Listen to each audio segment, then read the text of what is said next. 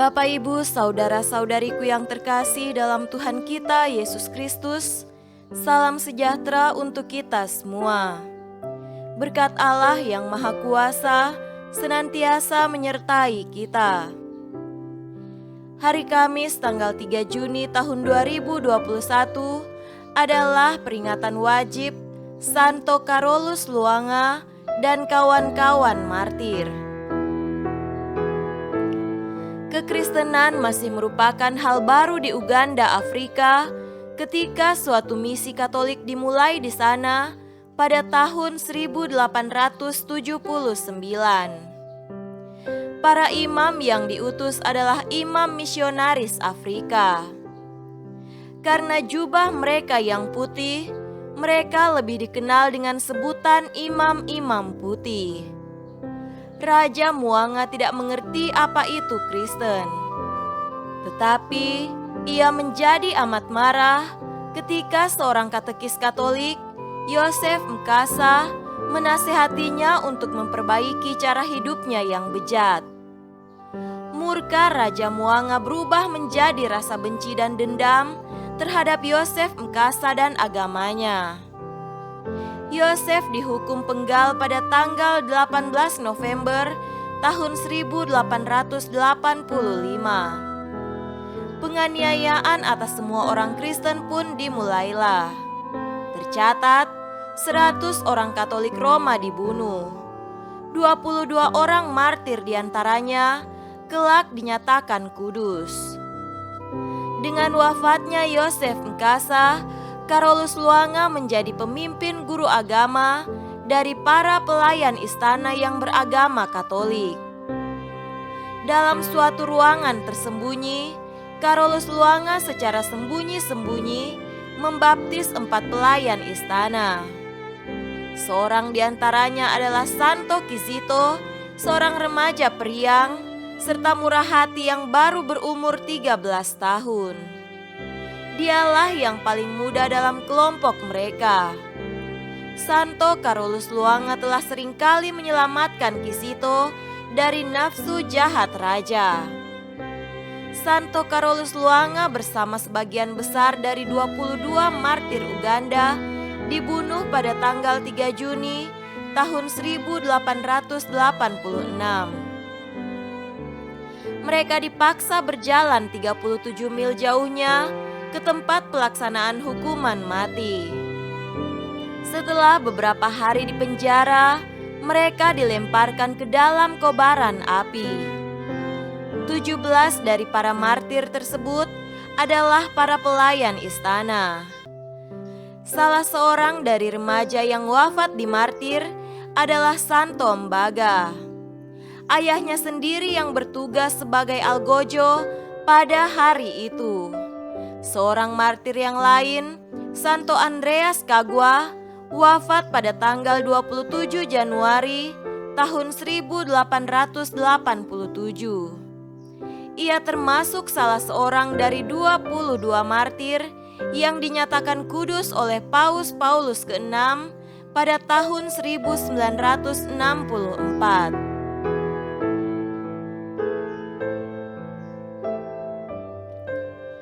Marilah kita mendengarkan dan merenungkan bacaan-bacaan kitab suci. Bacaan pertama dari kitab Tobit pasal 6 ayat 10 sampai 11, dilanjutkan dengan pasal 7 ayat 1, ayat 6, ayat 8 sampai 13 dan pasal 8 ayat 1 dan ayat 5 sampai 9. Mereka memasuki negeri Media dan sudah sampai di dekat kota Ekbatana. Lalu berkatalah Rafael kepada pemuda Tobia, "Hai saudara Tobia," sahutnya, "ada apa?" Rafael menyambung pula, "Malam ini kita harus bermalam pada Raguel. Dia itu seorang kerabatmu dan mempunyai seorang anak perempuan yang bernama Sarah." Ketika mereka tiba di kota Ekbatana, berkatalah Tobia kepada temannya, "Saudara Azaria, antarkanlah aku langsung ke rumah Raguel saudara kami." Ia pun lalu mengantarkannya ke rumah Raguel. Raguel didapati mereka duduk pada pintu pelataran rumahnya. Mereka memberikan salam dahulu kepadanya dan dibalas oleh Raguel. Katanya, "Banyak-banyak salam, saudara-saudara. Selamat datang."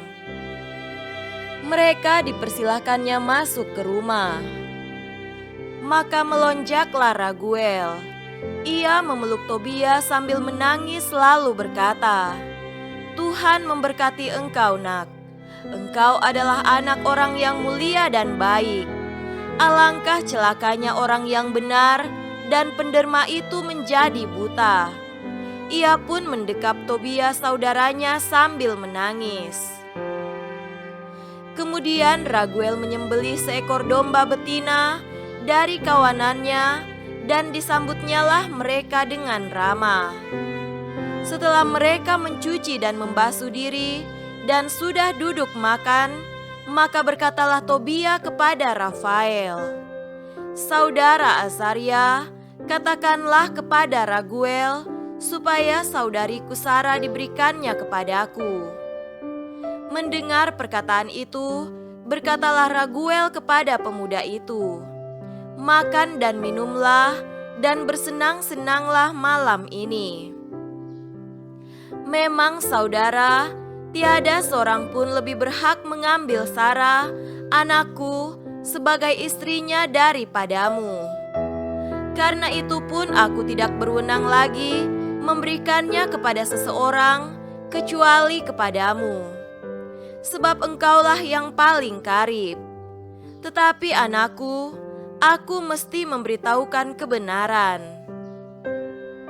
Sudah kuberikan Sara kepada 7 laki-laki dari antara saudara kita, tetapi pada malam ini mereka hampiri matilah mereka semua.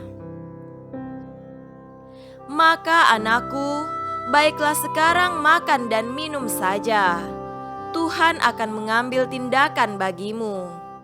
Tetapi sahut Tobia, "Aku tidak akan makan atau minum apa-apa sampai engkau mengambil keputusan tentang diriku." Menjawablah Raguel, "Baiklah, ia diberikan kepadamu sesuai dengan ketetapan kitab Musa. Dari sorga sudah diputuskan bahwa ia harus diberikan kepadamu. Maka hendaklah menerima saudarimu ini. Mulai sekarang ini, engkau menjadi saudaranya, dan ia pun menjadi saudarimu pula. Semenjak hari ini, ia diberikan kepadamu untuk selama-lamanya. Dan anakku, semoga kamu pada malam ini juga dianugerahi oleh Tuhan semesta langit. Semoga ia menurunkan kasih setia dan damai sejahtera atas diri kamu." Lalu Raguel memanggil Sara anaknya, dan ia pun datang kepadanya pula. Tangan Sara dipegang oleh Raguel, dan demikian Sara diserahkannya kepada Tobia. Dalam pada itu, berkatalah Raguel, "Sungguh, sesuai dengan hukum Taurat, ia kupercayakan kepadamu, dan seturut ketetapan yang tersurat dalam kitab Musa, kuberikan kepadamu menjadi istrimu. Ambillah dia dan antarkanlah kepada ayahmu dengan sehat walafiat. Moga-moga yang berkuasa di sorga menganugerahkan damai sejahtera kepada kamu berdua." Selesai makan minum, mereka mau pergi tidur semua. Pemuda itu diantar keluar untuk masuk ke kamar tersebut. Maka bangunlah Sara, dan mereka berdua mulai berdoa dan mohon supaya mereka mendapat perlindungan. Mereka angkat doa sebagai berikut. "Terpujilah Engkau ya Allah nenek moyang kami, dan terpujilah namamu sepanjang sekalian abad. Hendaknya sekalian langit memuji Engkau, dan juga segenap ciptaanmu untuk selama-lamanya. Engkaulah yang telah menjadikan Adam, dan baginya telah kau buat Hawa istrinya sebagai pembantu serta penopang. Dari mereka berdua lahirlah umat manusia seluruhnya. Engkau pun bersabda pula, tidak baik kalau manusia itu seorang diri saja. Mari kita menjadikan penolong baginya yang sepadan dengan dia. Bukan karena nafsu berahi, sekarang kuambil saudariku ini, melainkan dengan hati benar. Sudilah kiranya mengasihani aku ini dan dia, dan membuat kami menjadi tua bersama. Serentak berkatalah mereka, amin, amin. Kemudian mereka tidur semalam-malaman. Demikianlah sabda Tuhan. Syukur kepada Allah.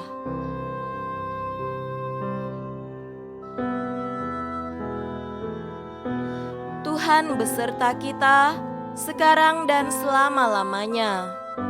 Inilah Injil Yesus Kristus menurut Markus. Dimuliakanlah Tuhan. Injil Markus pasal 12 ayat 28b sampai 34. Hukum manakah yang paling utama? Jawab Yesus, hukum yang terutama ialah, dengarlah hai orang Israel, Tuhan Allah kita, Tuhan itu esa. Kasihilah Tuhan Allahmu dengan segenap hatimu, dan dengan segenap jiwamu, dan dengan segenap akal budimu, dan dengan segenap kekuatanmu. Dan hukum yang kedua ialah, kasihilah sesamamu manusia seperti dirimu sendiri. Tidak ada hukum lain yang lebih utama daripada kedua hukum ini. Lalu kata ahli Taurat itu kepada Yesus, tepat sekali Guru, benar katamu itu, bahwa Dia esa dan bahwa tidak ada yang lain kecuali Dia. Memang mengasihi Dia dengan segenap hati dan dengan segenap pengertian dan dengan segenap kekuatan, dan juga mengasihi sesama manusia seperti diri sendiri adalah jauh lebih utama daripada semua korban bakaran dan korban sembelihan. Yesus melihat bagaimana bijaksananya jawab orang itu, dan Ia berkata kepadanya, engkau tidak jauh dari kerajaan Allah. Dan seorang pun tidak berani lagi menanyakan sesuatu kepada Yesus. Demikianlah Injil Tuhan. Terpujilah Kristus.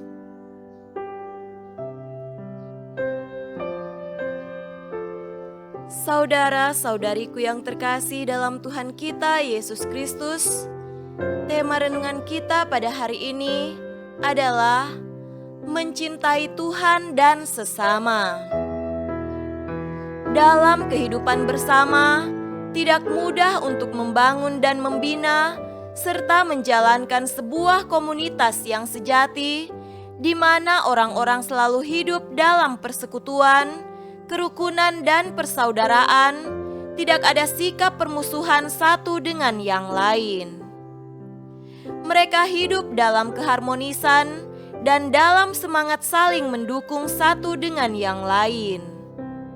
Tak jarang kita mendengar bahwa ada orang yang tidak saling menyapa, tidak saling bertutur kata, bahkan terjadi pertentangan dan perkelahian satu dengan yang lain.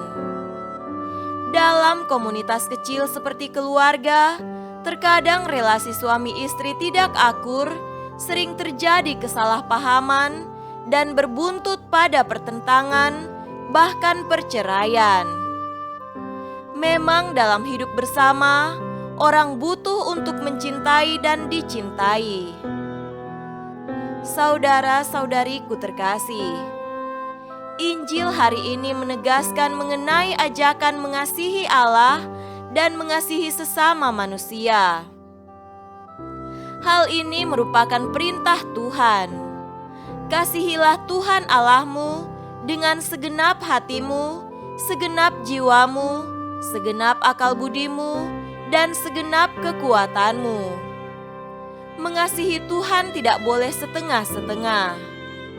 Mencintai Tuhan itu seharusnya mewarnai hidup kita setiap saat sepanjang hidup kita. Perintah kasih yang sama disebutkan, kasihilah sesamamu manusia seperti dirimu sendiri. Tuntutan dan perintah untuk mengasihi sesama manusia dilakukan sama halnya dengan mengasihi diri sendiri. Setiap manusia tidak ingin direndahkan, diremehkan, bahkan disakiti, tetapi sebaliknya ingin dihormati, dicintai, dan disayangi. Apa yang dikehendaki manusia pada dirinya sendiri, itulah yang seharusnya diperbuat bagi sesamanya. Segala sesuatu yang kamu kehendaki supaya orang perbuat kepadamu, perbuatlah demikian juga kepada mereka. Mencintai dan dicintai merupakan panggilan setiap orang, dan Tuhan sendiri memerintahkannya. Dalam hidup bersama, sesama manusia itu bukan hanya keluarga atau orang-orang terdekat kita, tetapi juga teman-teman kerja, saudara-saudari di stasi atau di lingkungan kita. Kita harus mengasihi sesama kita tanpa syarat, dengan menerima setiap kelebihan dan kekurangan yang ada pada orang lain, termasuk mereka yang telah menyakiti, mengecewakan, bahkan membenci kita. Kita diajak untuk mengasihi Tuhan Allah kita, serentak mengasihi sesama kita. Keduanya tak bisa dipisahkan satu dengan yang lainnya. Semoga demikian. Amin.